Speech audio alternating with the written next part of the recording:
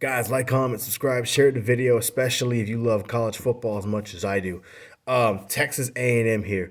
I was actually happy with what Mike Elko did last year, considering that he had took over for a program for Jimbo Fisher. I know talent was there, but culture-wise, you could tell it wasn't very good. They also lost Bobby Petrino before he got there, so you know that was a pretty big hit to the offense that Texas A&M had. A&M played a lot better than what they had played in a while. I know, despite going 8-4, they were in the top 10 for a little while, and then they got destroyed by South Carolina. But South Carolina beat a lot of people last year. They ended up being 9-4. Um, um, I think Texas A&M is in for a pretty good year. I think they'll be better than what they were last year. Um, they start with UTSA and then Utah State. They should win those games, no problem.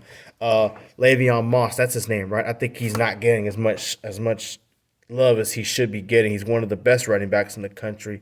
He'll be a big part of this team's success moving forward.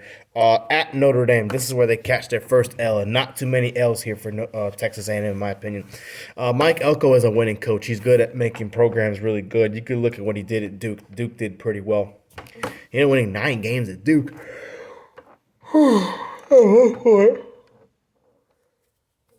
Now, before y'all talk about how Manny Diaz, who was Duke's coach last year and is now, also won 9 games. He won 9 games, yes, but he had already picked up a program that was already in pretty good shape when Mike Elko left it there. Before that, Duke wasn't doing much of anything. So the fact that that's happening, that's pretty good. But yeah, I think they lose at Notre Dame. Notre Dame's bringing back most of that team from last year. They had a lot of young guys step in and play when older players got hurt throughout the playoffs and play really well. They're bringing back Faison, I believe, the receiver. They're bringing back Greathouse, a bunch of defensive players, and a young offensive line that has gotten older and has way more experience since that first game. And Notre Dame still won that game on the road in College Station. While it's possible, Notre Dame's a tough place to play, especially when they're playing a big name opponent like Texas A&M. I think Notre Dame is just better. They should beat Texas A&M. Then they have their first bye week. Then they host Auburn, a really good Auburn team. I think they catch Auburn here at home with a big W.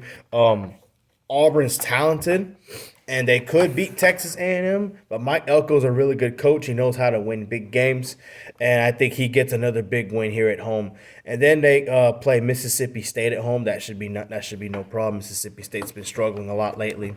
And then they host Florida. This will be a big win for them. I actually have Florida here going 10-2 with losses to Texas A&M and at Kentucky. I think they get Texas A&M I think they get Florida. Excuse me, I'm talking about Texas A&M here. I think they get Florida because Florida's going to be coming off an emotional win over Texas, and Florida will be 5-0 at that point. And I think it catches up with them when they go on the road to play Texas A&M. A&M dominated them last year. I don't think they'll dominate Florida this time. Florida's going to have a pretty good team, but I think they should beat them again in their own backyard and come out with a big victory and then improve their record to 5-1. And then they're about to be 6-1. They play Arkansas at home. They should beat them. Arkansas has been tough to play. They've had some close losses against good opponents. Actually beaten a few big games, won a few big games. And Sam Pittman, again, I know people have not been happy with him, but I think it's fair to say that he's better than what Arkansas has had there as a head football coach. And having he's been there 5 years. He had COVID year. I think he won 3 or 4 games his first year, won 9 games, 7 games, 4 games with a lot of injuries on that team, and then 7 games this past year. I don't think that's too bad considering Arkansas has been through a lot before he got there. So I think Texas A&M should win that game. They're a better team. They're a more talented team. I think they'll be better coached with Elko. And then they go to LSU. They beat LSU last year at home.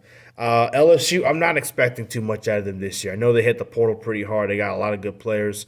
Brian Kelly, I think he's a good coach. He wins a lot of games. The problem is he can't win the big ones. He's never won a national championship. He's actually getting paid a lot of money to win a national title at LSU.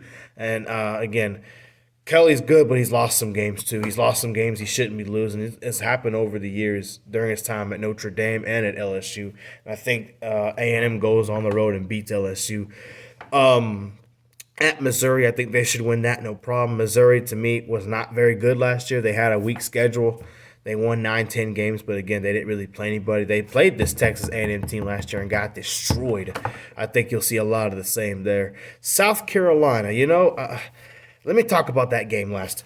They play Samford. They should win that game, and then they go on the road to Texas. They had a really tough time with Texas last year. Texas dominated that game for the most part until that pick six came in because Quinn Ewers likes to throw picks like it's going out of style. But they couldn't do anything with Texas last year, and it's over there this time. I know Texas A&M's a good team. Texas is a great team. Texas A&M has a really good program. Texas has a great program. And while I think Mike Elko will get there one day, I don't think it's going to be now. I think they lose at Texas. And it will be, I think it might be a little closer than last year. It might be about the same. I'm not sure. I just think Texas is better than Texas A&M, okay? That's my honest opinion. And it doesn't help that this game's over there at Texas. Yeah. So, yeah, give me Texas to win. And I want to talk about South Carolina here. I've had a hard time with this game. Right now, I have them penciled in as a win. I'm thinking about changing that because South Carolina had a really good year last year. They finished 9-4, and a lot of people didn't think they'd win more than 5 games. I thought they could win at least 10, and they came close. They won 9 games, almost made the playoffs. They had close losses to not Kentucky. They beat Kentucky. They had close losses to Ole Miss. Their bowl game loss to Illinois, who was a really good football team last year. And they lost to somebody. They got blown out by Ole Miss. And then they lost a close game at home to LSU. How am I going to decide this game? I'm literally about to decide this game right now.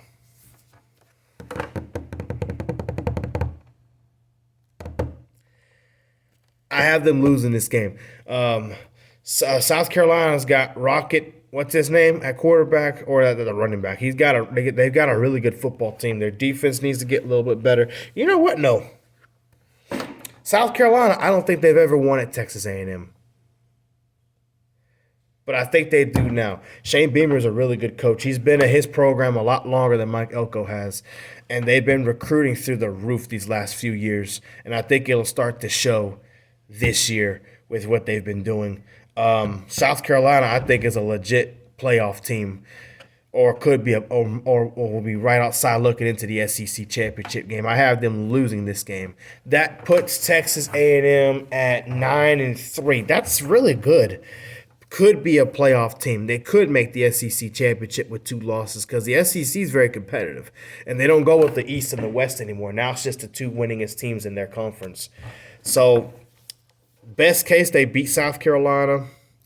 Best case, they get payback against Notre Dame, and then they beat Texas. They could. I mean, it's very unlikely. I don't think A&M goes undefeated, but 10-2 are pretty. 9-3, is pretty fair, given that they've never won 10 games, at least in the last several years.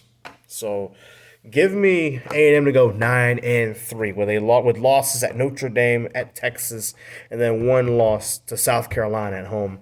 The way South Carolina, and here's the thing, it went back to how South Carolina beat them last year. They out-physical Texas A&M. I know it was a home game for them, but the line of scrimmage is something South Carolina dominated. They ran the football however they wanted, whether with their running backs or their big quarterback that plays really well.